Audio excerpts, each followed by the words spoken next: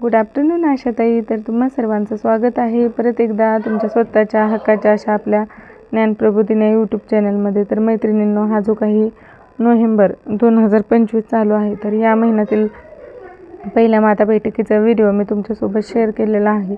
तर हा दुसऱ्या माता बैठकीचा व्हिडिओ असणार आहे. यामध्ये संपूर्ण प्रोसिडिंग तुम्हाला सांगितलं जाईल, विषय कुठला निवडायचा आणि कशाप्रकारे तो आपल्या माता बैठकीचं जे काही नोंद रजिस्टर आहे त्यामध्ये लिहायचा, उपस्थित मातांना कुठल्या प्रकारे माहिती सांगायची, हे सर्व तुम्हाला व्हिडिओच्या माध्यमातून मिळणार आहे.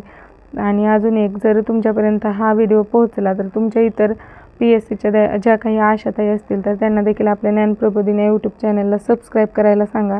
कारण या चॅनलवरती माता बैठकीचे प्रत्येक महिन्याला 3ही माता बैठकीचे proceeding, VHND VHNSC proceeding, Kishori बैठकीचं प्रोसिडिंग आणि अत्यंत महत्त्वाचे टॉपिक किंवा तुमचं मानधनाचं GR वगैरे किंवा मानधन प्रश्न किंवा इतर जे काही तुम्हाला दैनंदिन कामे वगैरे करताना उपयुक्त अशी माहिती असेल ती सर्व तुम्हाला या चॅनलवरती मिळून जाणार आहे. त्यामुळे इतर मैत्रिणींपर्यंत या चॅनलची लिंक नक्की शेअर करा आणि त्यांना सबस्क्राईब करायला सांगा. चला तर मग जराही वेळ न घालवता सुरू करू आपण आपला आजचा व्हिडिओ. तर बघा, प्राथमिक आरोग्य केंद्र कोर्टी, उपकेंद्र विट, तालुका करमाळा, जिल्हा सोलापूर, माता बैठक, नोंद रजिस्टर व प्रोसिडिंग. विषय नवजात निमोनियाची कारणे, लक्षणे आणि उपचार. तर साधारणतः हा नोव्हेंबरच्या दुसऱ्या आठवड्याची दिनांक आपण या ठिकाणी टाकून ही बैठक दुसऱ्या आठवड्यामध्ये घेणार आहोत. तर बघा, वरील विषयास अनुसरून उपकेंद्र विट या ठिकाणी गरोदर व स्तनदा मातांची बैठक भरून त्यांना निमोनियाची माहिती देण्यात आली. त्यांना आपल्या बाळाला योग्यरित्या कसे उपचार करावे ते सांगण्यात आले. म्हणजे बऱ्याच मुलांना निमोनियासारखी लक्षणे दिसतात, परंतु ती जर लवकर समजली नाहीत तर मृत्यू देखील येण्याची शक्यता असते. त्यामुळे हा विषय देखील माता बैठकीसाठी अत्यंत महत्त्वाचा असा मला वाटला व त्यावरती आपण एखादी बैठक नक्की घेतली पाहिजे. तर बघा, कारणे, नेमकं हे जो काही नवजात निमोनिया आहे तर त्याची कारणे काय आहेत.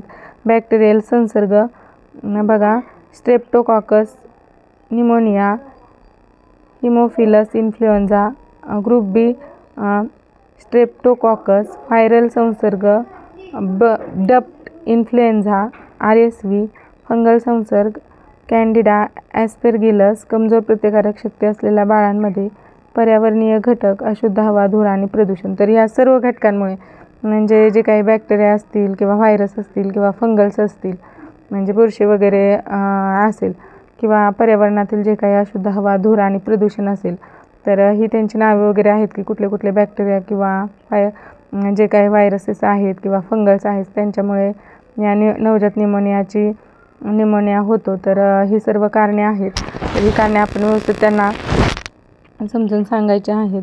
तर त्यानंतर बघा, लक्षणे, म्हणजे जर हा नवजात निमोनिया झाला तर लक्षणे कुठल्या प्रकारची आढळतात. बघा, श्वास घेताना आवाज, म्हणजे श्वास घेताना त्या बाळाचा आवाज वेगळ्या प्रकारे येतो. धडपड किंवा वेगवान श्वसन, तर त्याचा श्वसनाचा दर हा वेगवान असतो. तापमान वाढ किंवा अत्यंत कमी तापमान, म्हणजे त्या बाळाला ताप वगैरे येते किंवा ते एकदम थंड वगैरे पडतं. निळसर ओठ, नखे, हायपोक्सिया, म्हणजे त्याचे ओठ वगैरे जर ओठांचं निरीक्षण केलं तर निळसर पडलेले असतात. नखे देखील निळसर रंगाचे झालेले असतात. व्हायरल निमोनियासाठी अँटीव्हायरल. तर उपाय काय आहे बघा, तर अजून एक लक्षण आहे बघा, सुजलेले कपाळ, ओठ, अस्वस्थता आणि अतिशांत राहणे. म्हणजे बाळ एकतर अस्वस्थ राहतं किंवा एकदम अतिशांत राहतं, तर त्याचे ओठ वगैरे, कपाळ वगैरे असेल तर ते सुजलेलं, पोट आणि कपाळ जे असेल तर ते सुजलेलं दिसतं. तर त्यानंतर यावरील उपचार बघा, अँटीबायोटिक्स, पेनिसिलिन, स्ट्रेप्टोकॉकस, एरिथ्रोमायसिन.